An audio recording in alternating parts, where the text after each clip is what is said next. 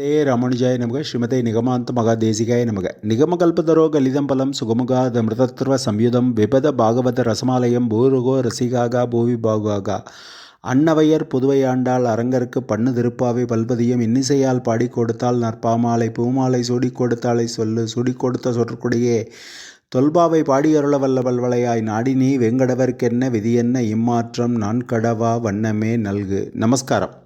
இன்றைக்கி நம்ம பார்க்க போகிறது அமிர்த யோகம், சித்த யோகம், மரண யோகம். மொத்தம் 27 யோகங்கள் இருந்தாலும் அமிர்த யோகம், சித்த யோகம், மரண யோகம் முக்கியமாக பேசப்படுகிறது.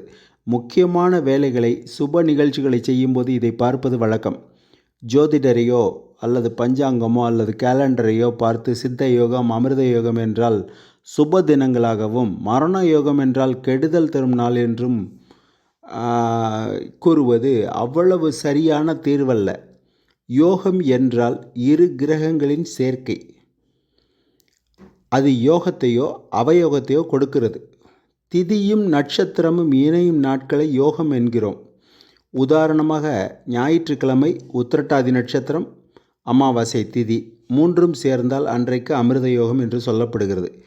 இவை அனைத்துமே ஒரு கால்குலேஷன்ஸ் என்றாலும் கூட இது சித்த யோகம், அமிர்த யோகம் நன்மைகளை செய்யும் அப்படின்னு சொல்கிறதுக்கு இல்லை.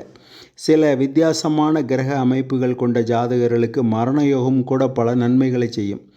ஸோ இவை எல்லாத்தையும் சுய ஜாதகத்தை கணக்கில் கொண்டு நமக்கு எது நன்மை தரும் என்கிற அளவில் தெரிந்து தெளிய வேண்டும்.